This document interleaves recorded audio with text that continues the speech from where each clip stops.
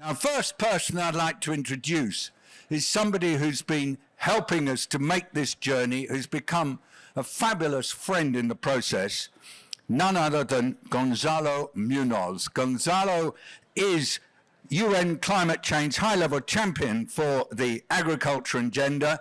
He's co-founder of Ambition Loop, and I'd invite you to come up on the stage now, Gonzalo, pick up a microphone and take us away.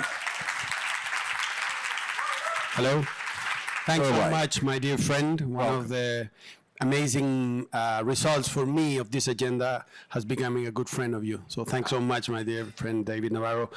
It's a real pleasure to be here with all of you. As David said, it's impressive to have now the food and agriculture sector in the center of the agenda. And of course, it's great now to be joining also with incredible speakers to increase this, this moment for all of us and for the system. I am Gonzalo Munoz. I'm first and foremost a farmer from Chile. I'm not only a proud co-founder of Ambition Loop with many brilliant people here in the room, but I also co-founded Procura Winery some 22 years ago, and I've seen firsthand how much climate change is affecting our capacity to produce not only grapes for wine, but also we produce walnuts and other crops. And in all of the cases, the 15-year drought is not only showing us how much we're reducing our capacity, but at the same time, how much our traditional practices are contributing to the problem. We have to be honest in that sense. And we're taking a lot of steps, but definitely one of the most important steps is to engage with others, right?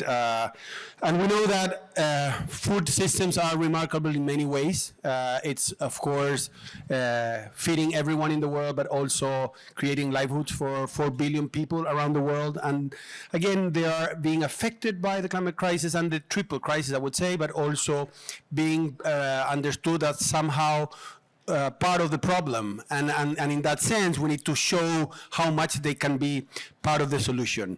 In that aspect, COP28 last year was an incredible landmark for food system and agriculture. We achieved a huge amount thanks to the effort of many people in this room and some, of course, a lot of people outside of this room. We launched first the COP28 UAE Declaration on Food and Agriculture that was signed and endorsed by 160 heads of state. Let me be honest, when with David we started talking about this, I remember when we were like, will it be possible to reach 100 heads of states? And it was like, that would be incredible. Having 160 heads of states sends a very strong message to the real economy actors, to all of us. Means that this is something that is not only important because we are confronting the difficulties and the challenges, it's important because heads of states are understanding it and are committing to incorporate that in the NDCs. So great, we achieved that. Now is the moment for non-state actors to react to that and say, yeah, and for that you have committed, we can prove that it can be done. We can show what is happening already in the real economy. I see faces here that are doing an incredible work, and we know many more outside of this room that are doing an incredible job. The point is that if we don't become extremely visible, then we might lose the possibility of maintaining this topic into the agenda. That's why, under the leadership of Her Excellency Razan Al-Mubarak, the high-level champion of COP28, we launched the non-state actor food system call to action, this shared vision and set of priority actions across all sectors of the food systems, and we have some hundreds of endorsers. We need many more. That is the best thing that we can do, and that is what we're hoping that we will do together to bring more intensity to the agenda, to ensure that next year at COP30 in Brazil, many, if not all, states will enhance their NDCs by incorporating food and agriculture into the center of the agenda. So I really celebrate this moment, and I encourage us, just so David said, encourage every one of you. If you haven't signed, search for the high-level champions webpage and endorse the call to action, and please search for more. As more endorsers we have, more visible we will be, and more powerful this agenda will become and will continue. Very good. Thank you very much, Gonzalo. Just hang on a second. I am seeing a new logo that I haven't seen before, and I'm going to hazard a guess. Is that ambition? It's Ambition Loop's Ambition logo. Loop Right. logo. It's the Fibonacci circle. Good. The exponential growth that we require Exponential. to accelerate not only climate action, environmental protection, reduce of pollution, and everything that we know we need to do in order to live in this marvelous planet for everyone and for the long run. So everybody, to be focusing on the exponential means working differently, and that's what Gonzalo is showing us to do. Thank you very much indeed. Thank you for coming up. Now, we really have to move quickly because time is not on our side. Thank you to Gonzalo. I'd like to invite Cristiana Julião Pangarararu to come up now. Cristiana, yeah. Now, Cristiana's coming up with Gloria. And Cristiana, I thought if you could be here and Gloria next to you, that would be the best. So these two seats here. Thank you very much indeed. So these two seats here for both of you. And then Lana, well, anyway, let's get Oliver Camp next here, please. Thank you. And then Lana, wherever you are. Yeah, thank you. And then Geeta, if you could come at the end here. There's method in why I'm doing it this way around. You'll see why. Now, everybody, in this panel, we're going to hear from 4 speakers about just what are our expectations for the 3 Rio conventions.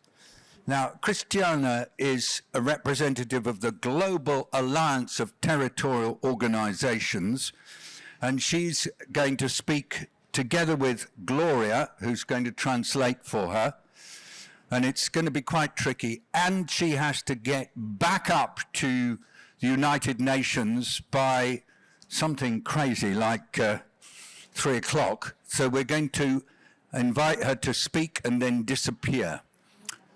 So Cristiana, you have the floor now, and I'll ask Gloria to translate, and I'm going to be quite stiff on time. Thank you. Now? Yes, now. 13 minutes now. Okay, thank you so much. Não é Celine Dion nem Gloria Gayles, mas a minha voz está assim por conta das mudanças do clima.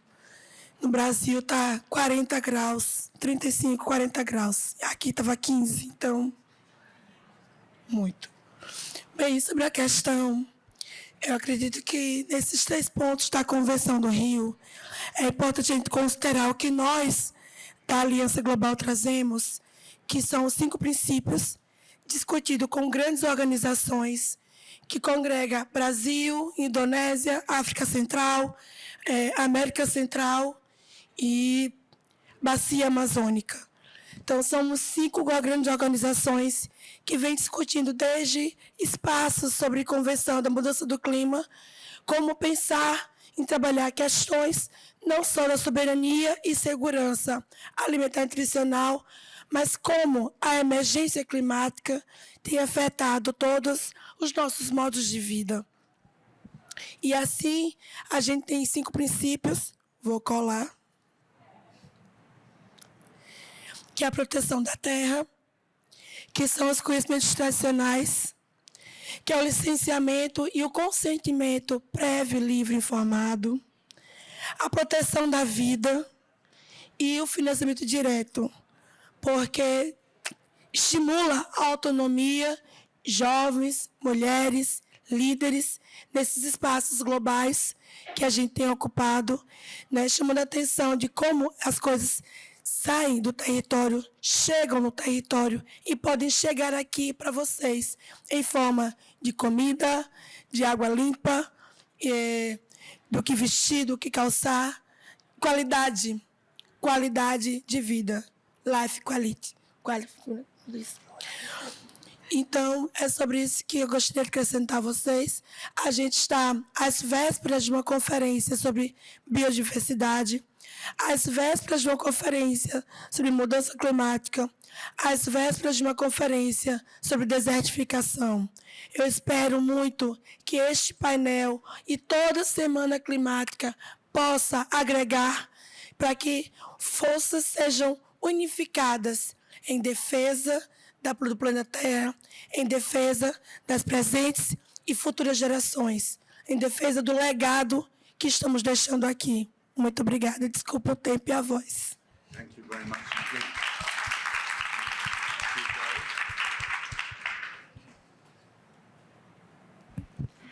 Good afternoon, everyone, and also thank you for letting us start the panel and understanding that Christiane has also other commitments. Christiane apologized because of her voice that is not really good today, but this is very important to remark that this is a consequence of climate change, because in Brazil right now there are temperatures between like 40 and 25 Celsius degrees. It's very hot due to the fires, so we can see the human consequences of climate change. Because climate change affects all the lifestyle, and the Global Alliance of Territorial Communities is a union of indigenous peoples and local communities organizations from communities in 4 regions: in Brazil, in Central America, in Indonesia, and in Central Africa. We unite together with 5 demands. First of all is the land protection. Secondly, the free, prior, and informed consent whenever a third party wants to make use of the territories. Third, traditional knowledge. 4, life protection. And number 5, direct financing. Our indigenous leaders of the Global Alliance, they come from the territories. And the same way the territories are giving us food and clean water, and that is life quality, and that's supporting our lifestyles. That's why it's very important for us to acknowledge how important they are for us and how they are also, when fighting for the territory, they're also fighting for us. Christiane hopes that New York can unify the work of the 3 Rio Conventions. We know that climate, biodiversity, or the land and the certification are really important, because we have to build effective proposals that will focus on food security, food sovereignty, and traditional knowledge that is passed on from generation of indigenous peoples. If we protect these spaces, the more we protect these spaces, the milder that the changes will be, because otherwise, when the changes provoked by climate change will be very violent, that could mean that we will not have access to food. So this is also a call to action to everyone, to reflect the hope of Christiane in the New York Climate Week to unify these 3 aspects of the 3 Rio Conventions, and to defend not only the land, but also the future of the next generations. Thank you very much. Thank you very, very much indeed. Now, everybody, we are going to have space for you to comment on the significance of the 3 Rio Conventions. We're also recognizing that Christiane and Gloria will have to leave. It's now time to welcome Oliver Camp, Environment and Food Systems Advocacy Advisor at the Global Alliance for Improved Nutrition. Oliver, very briefly, what do you want out of the 3 Rio Conventions? Yeah, thanks, David.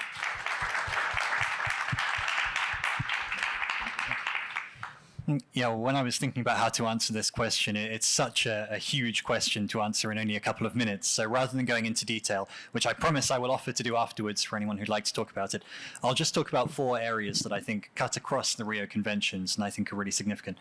So the first thing is we are now on the agenda. As of last year, certainly, if not before, we're on the agenda, and we need to stay on the agenda. And that means the whole of the food systems conversation. We could still do with more expansion away from just agriculture and make sure that we're talking about all parts of food environments, food value chains, consumption, food loss and waste, and so on. And that's really the piece that tells us about what we're paying attention to as a global community. What are politicians thinking about? What are policymakers thinking about? The second piece, of course, really important this year for COP29, but running through the Rio Conventions, is finance. And we need to make sure that those commitments on finance are as high as possible and that they are met. But I think in particular for our community, we're not going to have a huge impact on the total amounts committed or how that money is mobilized. But where we really can have an impact is showing that food systems investments are a great way to achieve multiple goals, obviously between climate and nature, biodiversity, desertification, but also health and socioeconomic outcomes that are so important. The third thing, I think, for me is about the sort of initiatives that are launched at the national level. And this includes both those formal processes like the NDCs and the NBSAPs, the policies and the strategies. And we need to be there as a community on hand to support countries in developing strong strategies and then in the follow-through and the implementation of those strategies. So for any organizations here with feet on the ground in countries around the world, we need to be supporting to implement. And I think this year we've seen some really good progress from the presidencies. We've seen good progress from the UNCBD, from the UNFCCC and the UNCCD on bringing food into the heart of the discussions. We have a lot to build on. And if anyone wants to go into the technical detail, I can see my time running short, so I'd be very happy to chat afterwards. But I think a lot to look forward to this year. And then final point, just about the high-level call to action that Gonzalo mentioned. I think we've got some really promising signs here because we have an amazing community that is a sort of grassroots-up, community-led vision for what We're going on too long. So let's build on that and let's use that this year. Thank you. Oliver is also an amazing connector, and could you give him a special clap for being the person he is? Some of you may not know that he's been running the most intricate and complex WhatsApp community since Dubai and doing it really well. Now to Lana Wedgemont, who's Senior UN Policy Manager at ProVeg. Lana, your wants for the 3 Rio Conventions. Thank you, David, and just noting that I'm here on behalf of YOUNGO, which is the youth constituency for UN climate change, and also to set the context, there are also official youth constituencies for the biological diversity process and the desertification process, and we do work together across the 3 Rio Conventions to align the priorities and the messaging that we are having. So I also want to set that example for the food systems and also civil society communities in the possibilities that can be unlocked in looking across the 3. But first, I'll start with some of the cross-cutting aspects. First, that across the youth constituencies, we are setting the priority of meaningful implementation and inclusion of young people. So that means recognizing and supporting the vital role of youth and having equitable platforms also for participation and taking part in the decision-making, which is important across all of the United Nations decision-making processes. And in each of these aspects, especially when we're looking at environment, sustainability, climate change, that we know will impact young generations and future generations very strongly. Another aspect is that we are pushing forward for proper mechanisms of also planning, monitoring, and review to make sure that when we talk about all of this ambition, all of the possibilities, the commitments, the initiatives, that we are checking that there is follow-through and accountability, and that young people in particular are being continuously engaged more within that process. And then the last cross-cutting one that I'd like to highlight as well is on a holistic whole of food systems framing. So not only are we pushing forward for food systems to be addressed across the Rio Conventions and the topics, but also that this does not stay within production, within farming, which is of course extremely important, but we also need to make sure that we're looking at all parts of food from where it is grown grown, processed, consumed, and how that impacts into biodiversity, climate, and desertification. I do want to focus a little bit more into... Time's up now. Well, I'll say it later if you're interested. Thank you. Could you give a very big hand to Lana for everything? Sense of humour, consistency, and brilliant engagement. Thank you. The World Bank has been very present in the work that we've been doing on food systems, and I believe that this is pretty much as a result of the single-handed efforts of Gita Sethi. It's an honour to have you with us in your role as Global Lead Food Systems at the World Bank. Off you go. Thank you. Thank you very much, David. You talked about, before I get into my topic, you talked about how good it feels to have food on a climate week. Next year, we should have food and climate week. Okay. I think this transition, Oliver already hinted on the financing. I think that is critical for the food systems transformation. Let me highlight a few of these areas that I think is worth thinking about. We're in the climate week. Let me start with climate finance. To date, globally, 660 billion is in climate finance. The food sector contributes 1/3 of emissions. It gets about 25 billion a year, which is about 3%. We're looking of scale for financing, which is 400 to 500 billion for the transition to happen every year for next 10 years. If you're looking for scale, climate finance is one scale we need to go after. At least give us the sector should receive what it's emitting. That's the first distortion. The second distortion is the breakup between mitigation and adaptation. 90% of this finance is for mitigation. A huge continent which is growing, and that's where it needs food and jobs, is the adaptation agenda. This 90-10 has to change. So that's my first. The second is the biggest financing still to food systems is domestic financing, and which is the public support to agriculture and food. Only 15% is really delivering the outcomes we are after, which is people, planet, economy. Everything else is distorting. So the repurposing agenda, which is don't take the money away from the sector, but repurpose it in a way that we are able to make it conducive to the outcomes, I think is a big push needed in all our countries, developed, developing, emerging. The third is a little bit, do I have 1 minute more? Just under. Okay, a big agenda. The highly indebted countries are highly food insecure. A big agenda on the table right now is debt for climate, debt for nature. Our argument is if these instruments are on the table, debt for food, it makes more sense because of the permanency argument, because people who get most affected because of lack of food are children, which is a permanent human capital decline. And therefore, debt for food has to be an instrument and on the table if debt for nature and debt for climate is on table. Thank you very much indeed. And so that was a very consistent message. Get the financing right, get the accountability right, and look at the whole of food systems, not just part of it. Who would like to shout out quickly on your wishes for what comes out of the 3 conventions, and what role can you play in trying to get them right? I don't know whether we have, I'm very happy to pass my microphone. Have we got a couple of minutes? Yeah, thank you. We've got a few minutes. Let me just throw the microphone to...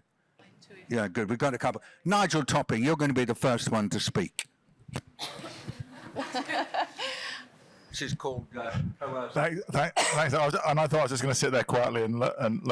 For me, the most important thing we can do is to converge the action agendas, the things that we're all working on in the real world, the real economy, behind the 3 COPs. Because we know that if a business or a community is asked to do something on regenerative agriculture or land restoration on Monday because of biodiversity, on Tuesday because of climate, and on Wednesday because of preventing desertification, they're probably not going to do anything because they're just going to be confused. So for me, the most important thing is that we collaborate together to converge the action agendas behind all 3 COPs. But collaborate together and converge, and everybody here has a role in that. Who else would like to comment? There's Chatham House represented in the room. I hate to drop them in it. Would a Chatham House spokesperson wish to speak? Yeah, here we go. Here's your microphone coming. Yes, thanks. So yeah, this is Kimmy Cushman from Plant-Based Treaty. So what I want out of the Rio conventions is that we said now we have food on the global agenda, but I want to hear the words plant-based. Everyone talks about, we're now hearing sustainable food, but I want to hear the words plant-based. And I want to have the concept of indigenous rights and global South hunger, like part of the conversation, but also not used as a justification for people in the global North to consume ginormous amounts of meat and dairy. So even it up, it's universal agenda. Ma'am. Thank you, Ruchi, from the Global Alliance for the Future of Food.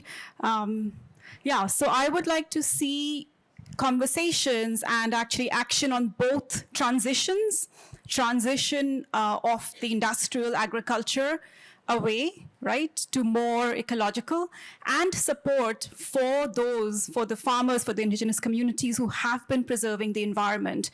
I find that the conversations and the investment is going too much towards the polluters to stop them from polluting, which is necessary, but not enough recognition of preserving those environments, those ecosystems, those food systems. So that's what my wish would be. Thank you. And Ruchi, do you feel good about the way things are coming at the moment? I feel good seeing this current panel and the next panel as well. I mean, I think there's a lot of conversation that I've heard this week in the Climate Week. It's my first time here, but I'm always thinking of those who are not here, right? So I am thinking of people living with hunger. We don't talk enough about it. Maybe because we're in the US, we talk a lot about overconsumption, but the food system is really for the entire spectrum. And from an equity perspective, we're missing out on those voices. Thank you to Ruchi Tripathi. Sir? Or you want to throw it? I'm happy to. I echo what the last lady said, but I also want to think about land access for the next generation, so I can speak more to the interior of the United States, specifically Nebraska, where I'm from, and land prices have shot up. There is no route for young people in the next generations to be part of all these amazing regenerative solutions. And so right now we're seeing investors gobble up that land, and that money is going out of our communities, and it is destructing a lot of what has made our communities strong, well-educated, middle-class communities in the past. Thank you very much indeed. Hold it, particularly what the gentleman said about younger people. Come on, come here quick.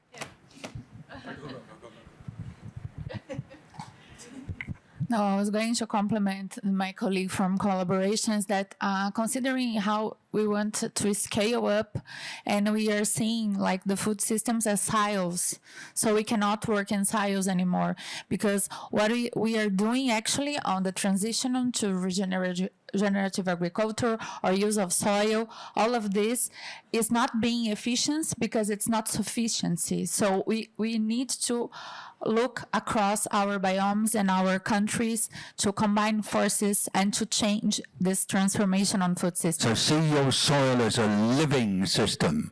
Thank you very much. I'll come to you later after the next panel.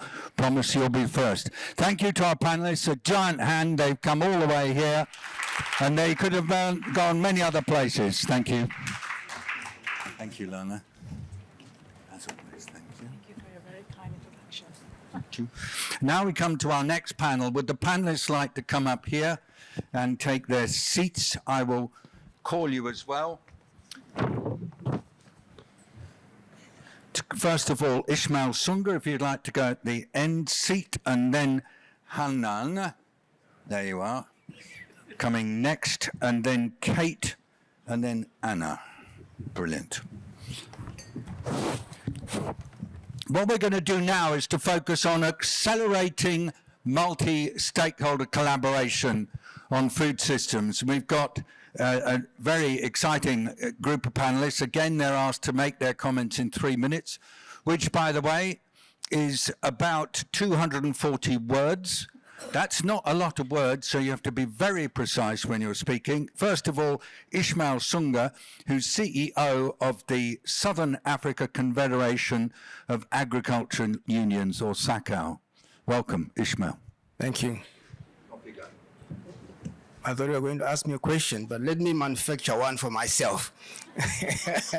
The question is, how can we accelerate multi-stakeholder collaboration to transform food systems? I think multi-stakeholder collaboration is so fundamental if it is going to include, in a very purposeful and intentional way, the farmers at the core.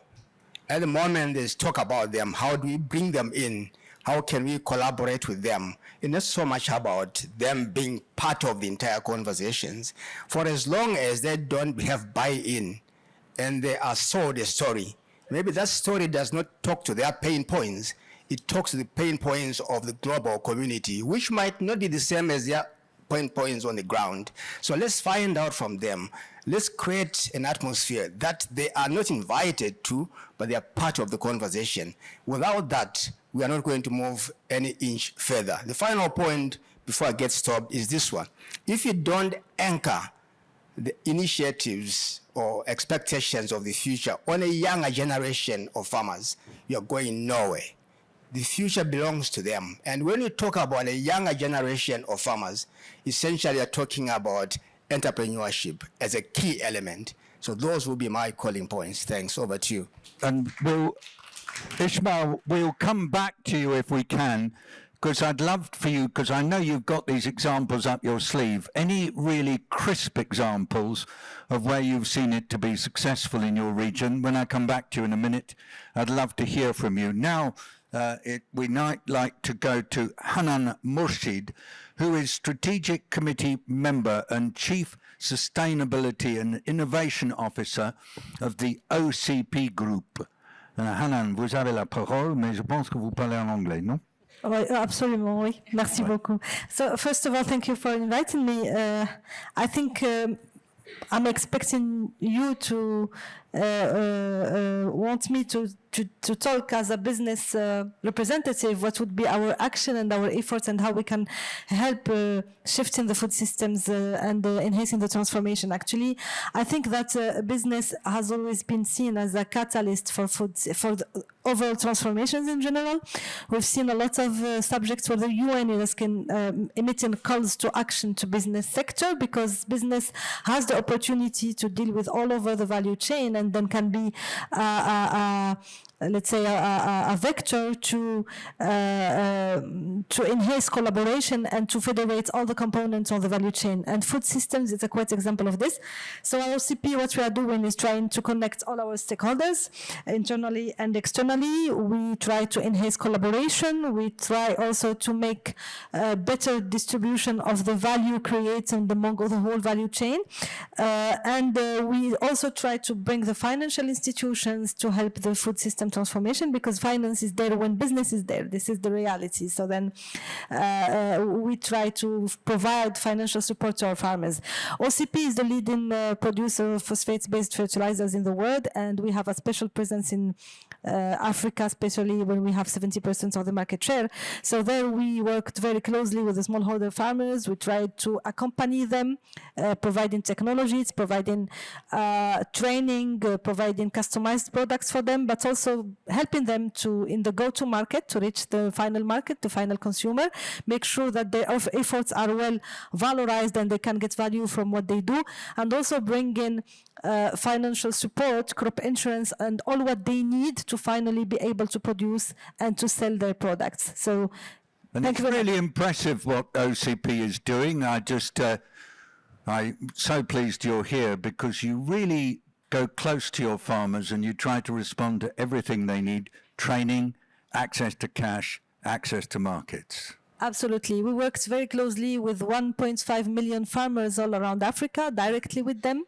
And we did a lot of trainings, a lot of support, a lot of financial tools, etc. And we are very keen to do it all over the world. Excellent. Thank you very much indeed. Now we're going to hear from Kate. And Kate Mackenzie is actually from the office of the Mayor of New York. I first came across the mayor when he spoke at a session on the launch of Eat Planet Health some years ago, actually in the middle of the UN. And the New York Mayor's office is known for its leading action on plant-based foods. Can we hear from Kate what it's like? Sure. Thank you, David. There are extraordinary number of ways that cities can impact the transformation of the food system. I want to tell you a little bit about one particular way, which is acknowledging the responsibility that we have to feed vulnerable New Yorkers. And whether that is the extraordinary number of people coming to New York for asylum and for looking for a better life, whether that is the more than 1 million school children that we have, our people in shelter, our people in the correction system, we feed more than 1 million meals every single day to New Yorkers. And we have a responsibility to make sure that those meals are not just providing calories to people, right? In this country in particular, if we look at the way in which food policy has transformed over, let's say, the last 20 years, first it was just okay to provide calories, right? Any food is better than no food was the mantra.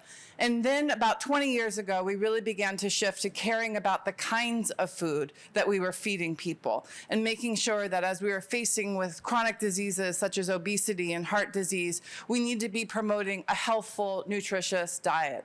And now we're at a place when it has to also include climate, that the decisions that we're making around what we're serving our children are not just nourishing them, but they're also protecting our planet. And so for all of the meals that we're serving, we're making sure that we are limiting the amount of red meat in particular that we're serving and introducing minimums to the number of times that whole food plant-based proteins are offered. And I really want to make a point here that the stressing of the whole food plant-based protein, because we are now faced with, again, these conundrums around chronic diseases, but now the threat of what ultra-processed foods can mean to our populations.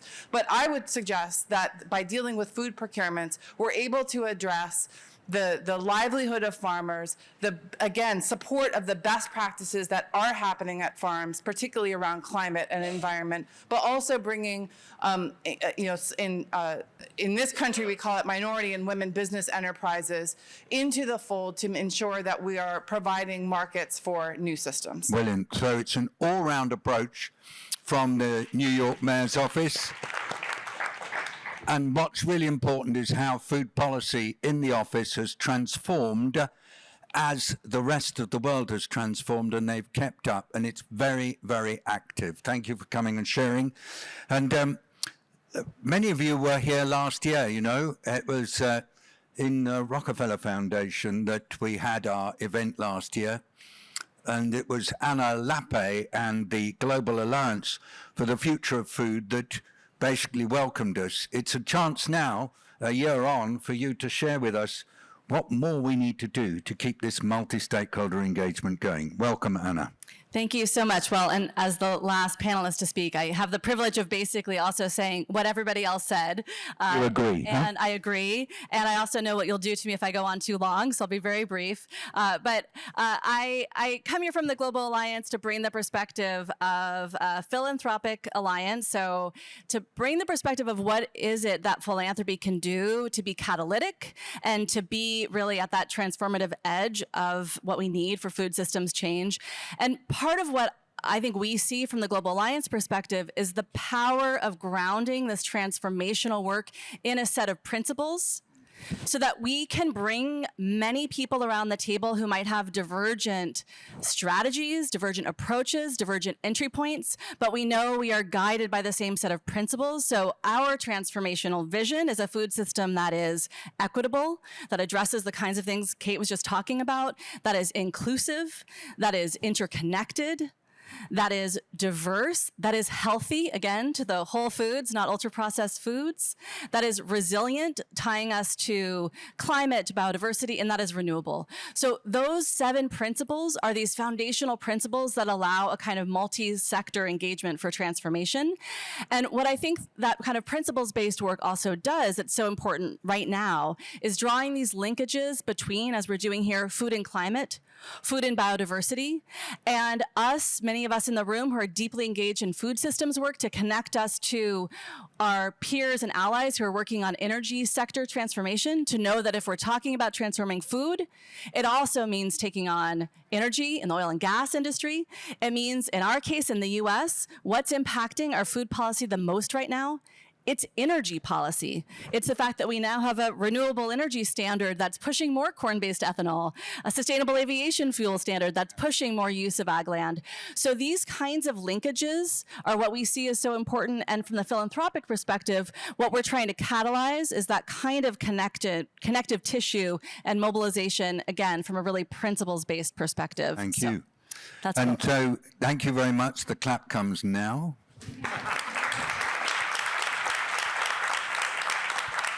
But thank you for stressing we can bring in more if the principles are super clear.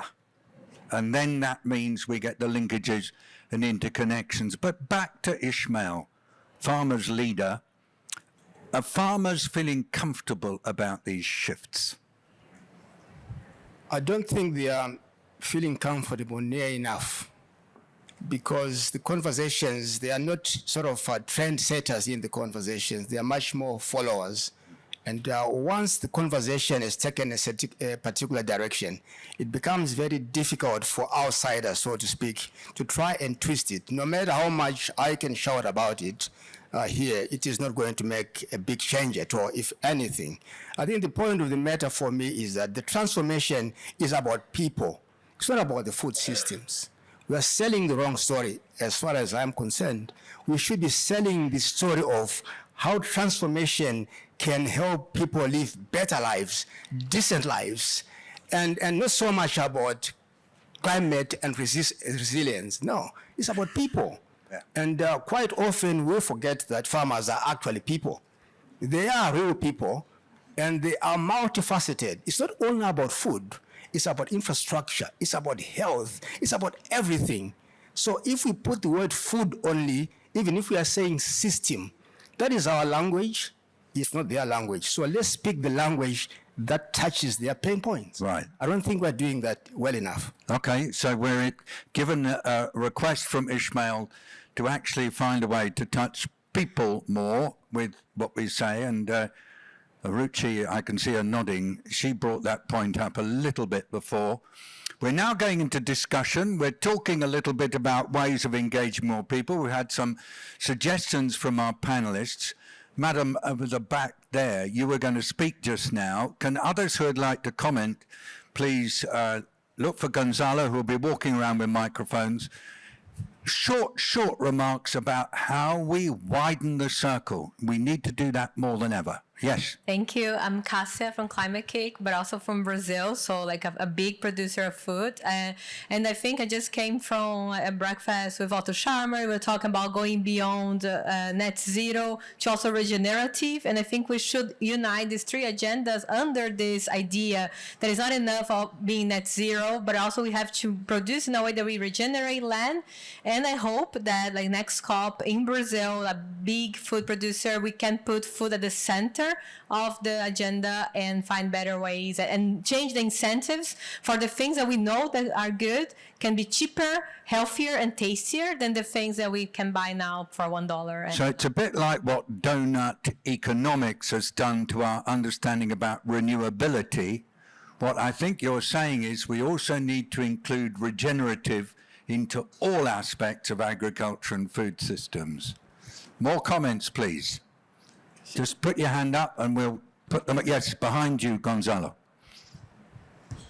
Hi, I'm Glendees. I'm with EIT Food, but also UNGA, the official youth constituency. I think I want to pick up on the point that Ishmael made on language, because I do think that that's one of the main, oftentimes, barriers that we have in multi-stakeholder collaboration. We're not speaking the same language.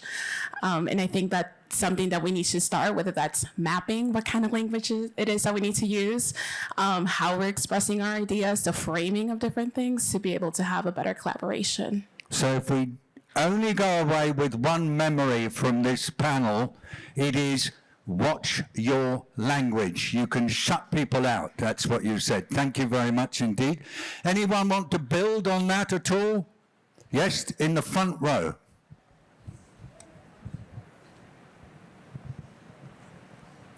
I just want to say thank you to Ishmael Sanga for bringing that up, because a lot of times people think all cultures are same culture. They need to understand culture is different and really go in and learn it, not just through data, but actually understand and feel it, and then you can get the language. Thank you very much. And so when you understand the culture, you can start to meet people where they are rather than where you think they should be. Thank you very much for bringing that up.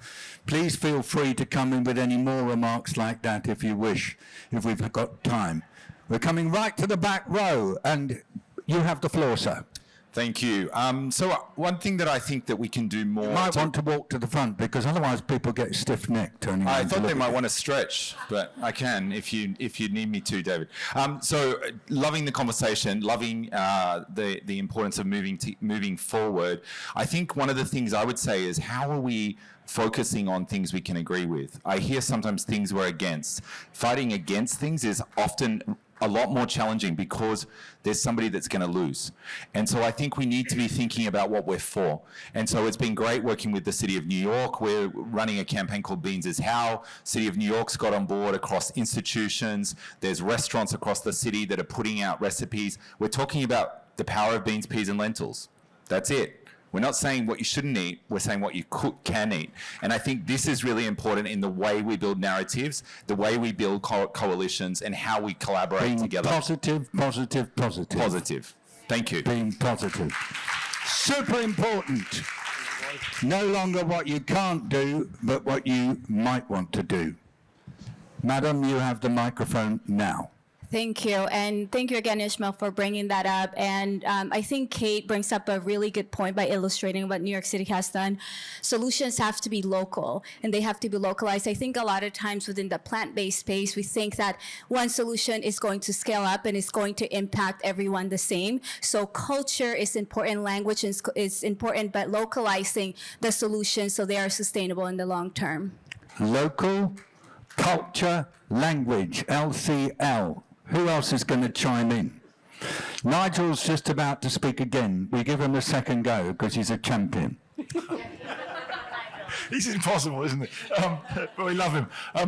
The only one thing I wanted to add is that we've started to do some work with the presidency of the desertification COP. And what I noticed is that most people forget that there are 3 Rio COPs. You know, we've started to do a lot of work bringing the climate COP and the biodiversity COP together, but I think really remember that the desertification COP was a COP which was particularly created at the wish of the African countries 30 years ago, and food, land, regenerative agriculture, it's all about soil, right? So let's remember that there are 3 COPs and we can use all 3 of them. There you go, 3 COPs. I'm going to invite our panelists to make one remark before we close.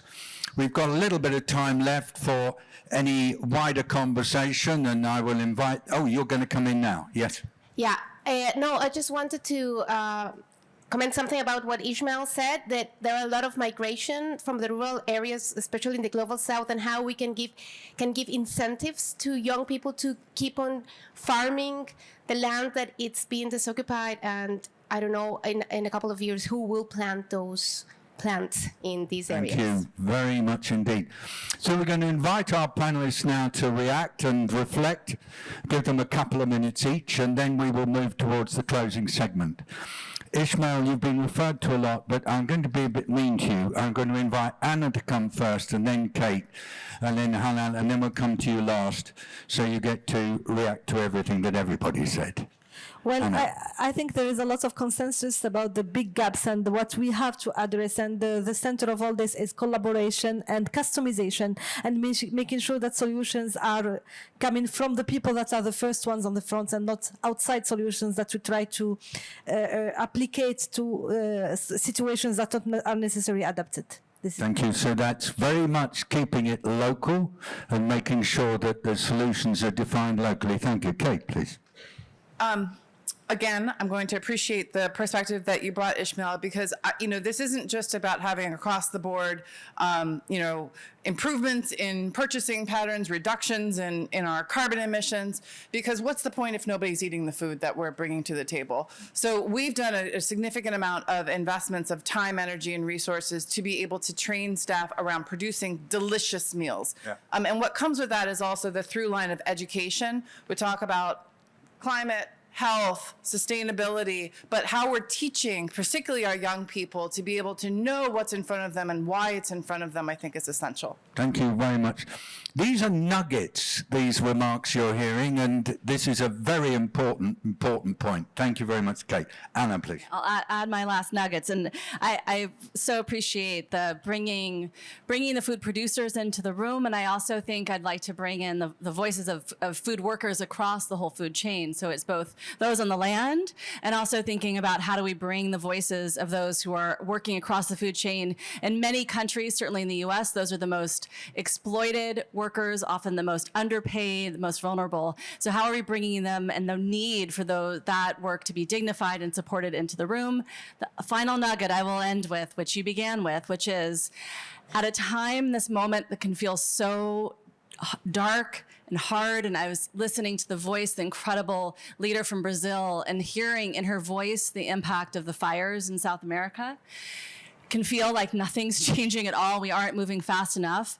And we can take a moment to, again, appreciate that we are having this conversation at Climate Week. We are knitting together these Rio conventions. We're actually bringing and integrating a food transformation message at the highest level, and that we really need to call upon all of the partners that we're working with to really continue to be really ambitious and to know how much change has already happened and how much this conversation has changed just in the past few years. So thank you for the leadership around that, whatever we can do to keep that momentum going. It's so powerful. Thank you for your leadership, Anna, and for calling that out. To Ishmael now, to close our panel.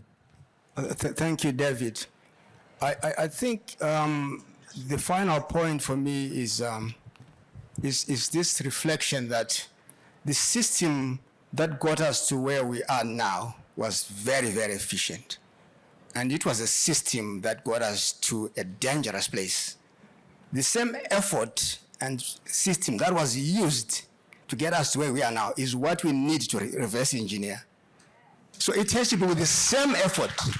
It cannot be sporadic the way that you are doing things. It was systematically driven to this dead end.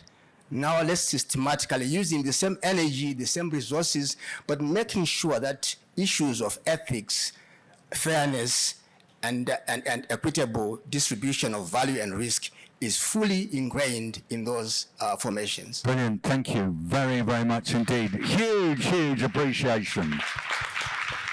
So the panel is now going to go off the stage. Thank you very much indeed, panelists. Just want to say that this event has been sponsored and supported by the Bezos Earth Funds, by the Children's Investment Foundation, and the Tilt Collective.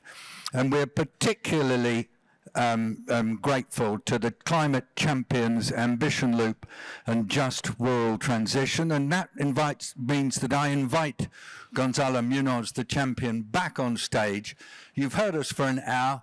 Your moment to reflect and feedback to us and challenge us for the next year. Well, thank you so much. I challenge all of us to be as efficient as David Nabarro in managing the time. Thanks so much, David. That was simply brilliant, and also we enjoyed it very much. But I just want to close by saying that everything that you've heard, all the panelists were already endorsers of the call to action. We're bringing a common voice. And of course, it's a very diverse voice, and this is an opportunity for aligning not only in our narrative and our asks, but also in what we need to show to the world in terms of what we can do. You can see there, the call to action is there. There are no excuses. If anyone here hasn't aligned, I heard about some 1,000 potential farmers that were potentially here, please. And I was talking to you. The 1,000 endorsers. You talked about 1,000 or how many farmers working in your... Right, millions of potential endorsers. So if you scan that and send it to them, we're already done. If they endorse, right? So just wanted to mention that. We're much stronger if we're working together, collaboratively and aligning.